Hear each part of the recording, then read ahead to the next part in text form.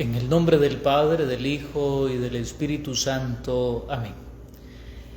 Estimados hermanos, quiero compartir con ustedes la reflexión de la liturgia de la palabra del día de hoy, sábado segundo del tiempo cuaresmal. Hoy, en el capítulo 7 del libro del profeta Miqueas, se le pide al Señor que pastoree a su pueblo. Sin duda que es una petición muy válida en nuestro tiempo. Pienso con tantas cosas disonantes, falta de testimonio, poca escucha, falta de coherencia de parte nuestra como sacerdotes, de parte de todos aquellos que tenemos la responsabilidad de pastorear, de predicar y de seguir anunciando el reino de los cielos. Creo que es una petición muy válida hoy en nuestro tiempo. Pedirle al Señor que sea Él quien pastoree a su pueblo. A la vez pedirle al pueblo que no centre su atención en nosotros, que no descargue toda su responsabilidad de su vida de fe, de su cercanía con Dios, de su relación con Dios, en nosotros como consagrados, sino que esta petición que hoy se hace en el libro del profeta Miqueas, que el Señor pastorea a su pueblo, es también para decirle a todo el pueblo cristiano: déjate pastorear por el Señor. Si tú te dejas pastorear por el Señor, sin duda que vas a entender tu proceso, tu vida, porque siempre lo harás de la mano de Dios. En la antífona del Salmo nosotros le decimos algo hermosísimo a Dios: el Señor es compasivo y misericordioso. Por eso, si el Señor es quien a nosotros nos pastorea, nosotros viviremos y sentiremos la compasión y la misericordia de Dios. Fíjense ustedes en el texto evangélico que hoy nosotros reflexionamos. Nos encontramos en el Evangelio de San Lucas y se nos presenta la parábola de los dos hijos. Algunos dicen, o al menos dentro de nuestras Biblias, se dice la parábola del hijo pródigo. Pero muchos biblistas, exégetas, dicen que esta parábola debería de llamarse la parábola del Padre misericordioso.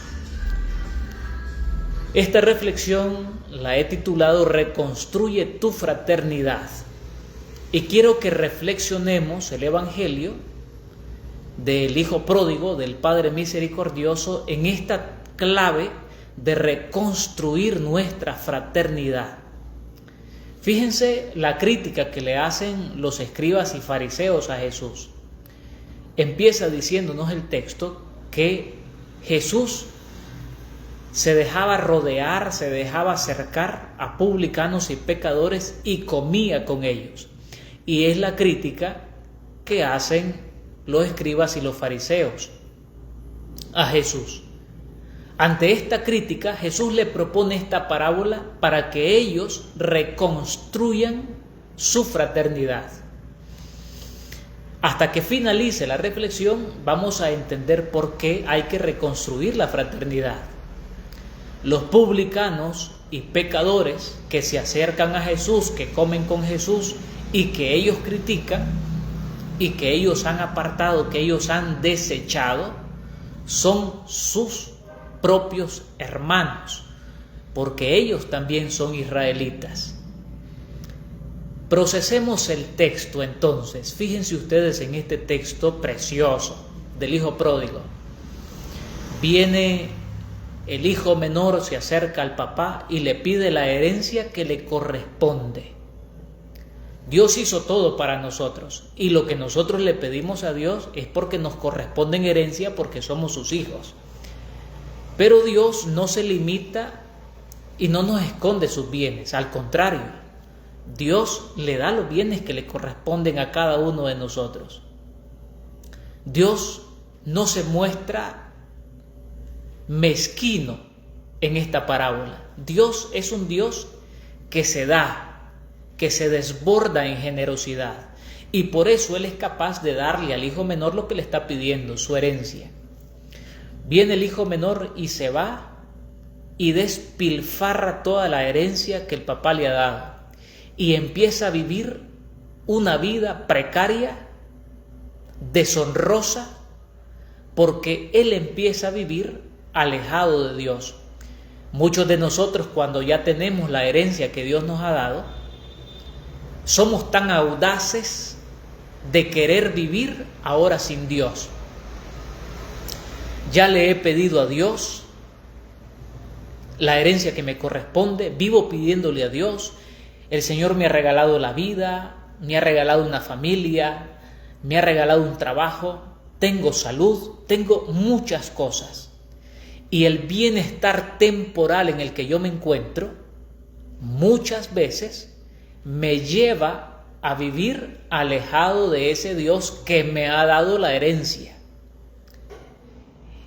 Y de poco a poquito voy perdiendo porque voy despilfarrando esta herencia, porque creo que me la merecía.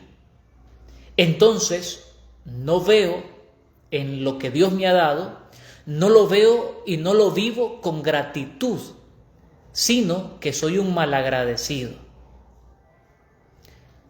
¿Qué hacen muchos jóvenes hoy con su vida?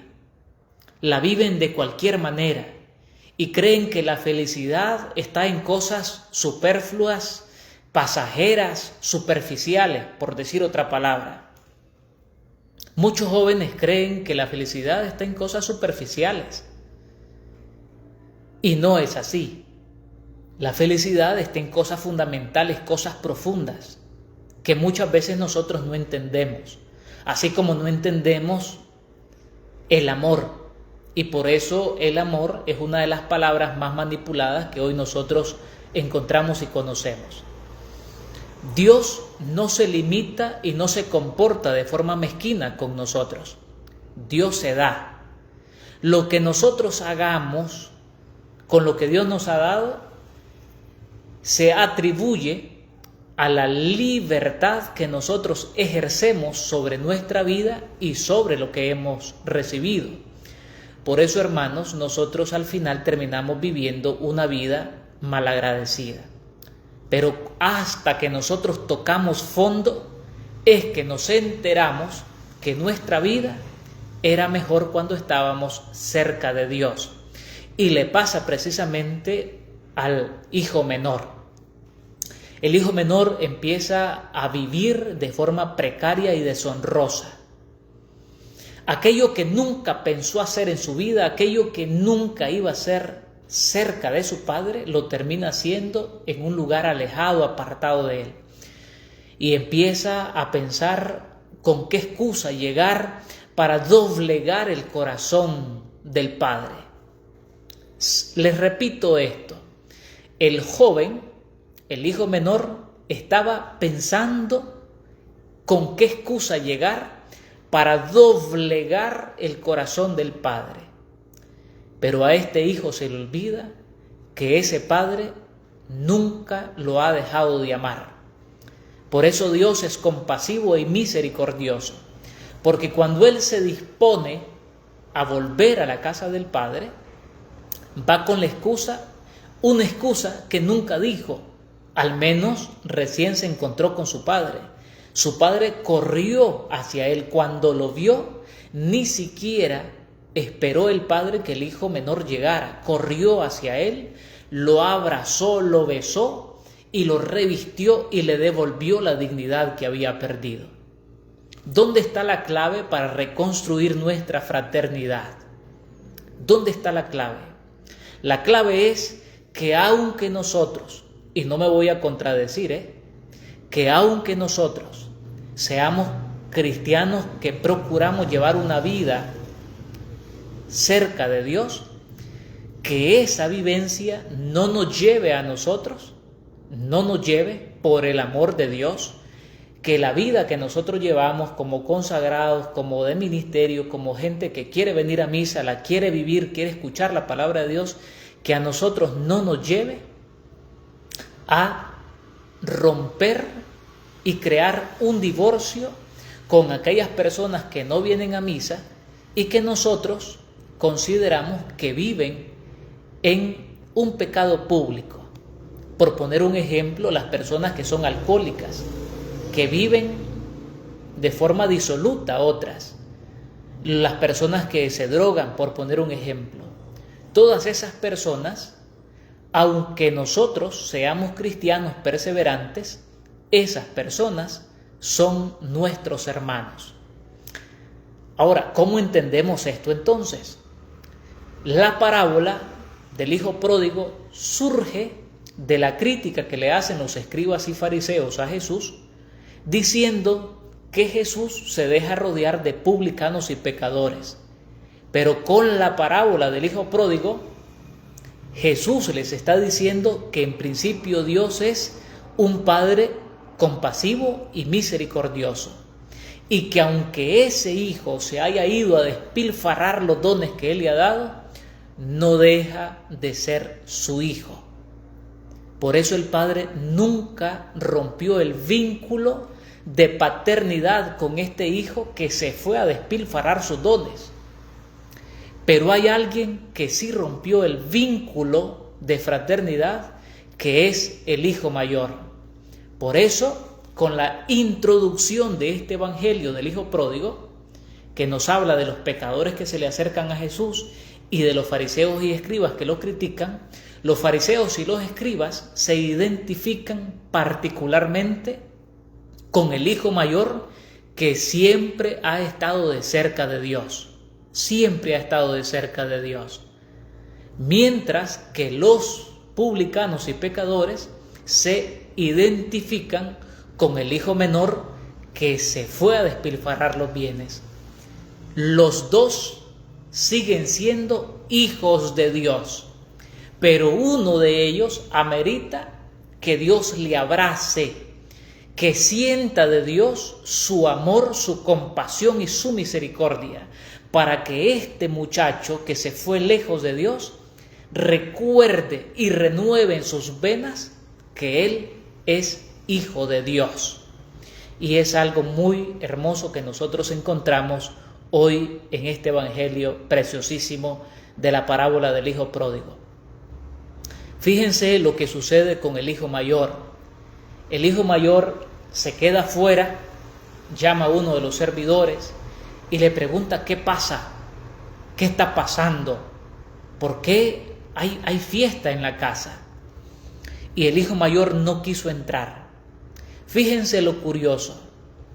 El padre sale a abrazar, a besar a su hijo menor, y su hijo menor se deja abrazar y besar.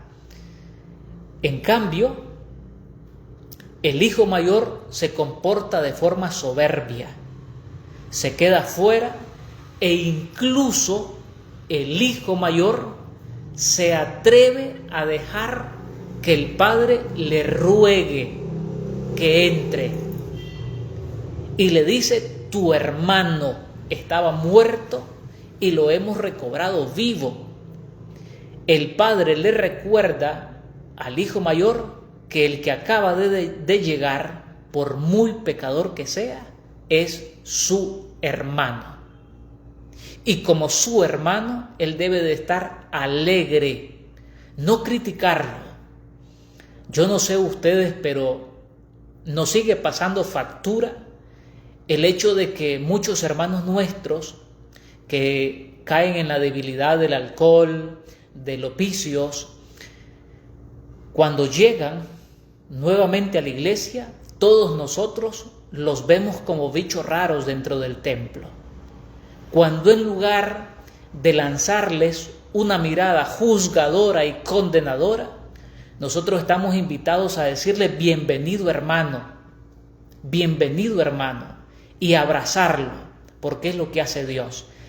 Y decirle: estás en casa, te habías ido, pero estás en casa. Nosotros, hermanos, estamos invitados a reconstruir en nuestra vida la fraternidad, porque muchos de nosotros hemos roto, nos hemos divorciado de nuestros hermanos, aquellos que los consideramos alejados y apartados de Dios. Y nosotros estamos invitados a alegrarnos y a hacer fiesta y a regocijarnos cuando uno de ellos logra volver a la iglesia. No sé si a ustedes les ha pasado, pero cuando un hermano nuestro católico se ha hecho protestante, cuando vuelve a la iglesia, lo que recibe son miradas juzgadoras, condenadoras, críticas, chisme, y nos prestamos a todo, pero no le damos el abrazo de compasión y de misericordia y no le decimos: bienvenido, porque tú siempre has sido nuestro hermano. Siempre te hemos estado esperando y por eso nos alegramos contigo y hacemos fiesta contigo. Nosotros nos podemos identificar tanto con el hijo mayor que se cree privilegiado en Dios, pero nunca se comportó como hijo, nunca vivió la cercanía de Dios, y es algo que debemos de cuestionarnos nosotros también. Podemos estar cerca de Dios y comportarnos como simples servidores, como simples esclavos. Este hijo mayor le dice al papá: te he servido durante toda la vida y nunca me has dado nada para poder compartirlo con mis amigos. Y el Señor le dice algo muy válido a usted y a mí: todo lo mío es tuyo. Ojalá, hermanos, que podamos nosotros vivir una vida agradecida, porque todo lo de Dios es nuestro. Pero hay que aprender a ser agradecidos y hay que retomar en nuestra vida la filiación y la fraternidad que poco a poco vamos perdiendo. En principio, el hijo menor ya no se cree hijo del padre, y el hijo mayor ya no se cree hermano del hijo menor. Pero hay algo que no se rompe en el corazón del padre, y es que los dos son sus hijos. Por eso les aclaro la reflexión que he querido hacer con ustedes. Tanto el más santo que hay en la iglesia como el más pecador que está en la iglesia y no está en la iglesia, los dos son hijos de Dios. Por eso Dios sale a abrazar a aquel que ha despilfarrado sus dones y no le importa, porque el amor puede más en la vida y en el corazón de Dios. Queridos hermanos, que el Señor les bendiga, les guarde y les proteja, y que podamos renovar en nuestra vida nuestra fraternidad, que podamos reconstruir en nuestra vida la unión y la comunión que debemos de vivir constantemente en nuestra vida de fe y en nuestras comunidades cristianas como tal. Que el Señor les bendiga en el nombre del Padre, del Hijo y del Espíritu Santo. Amén.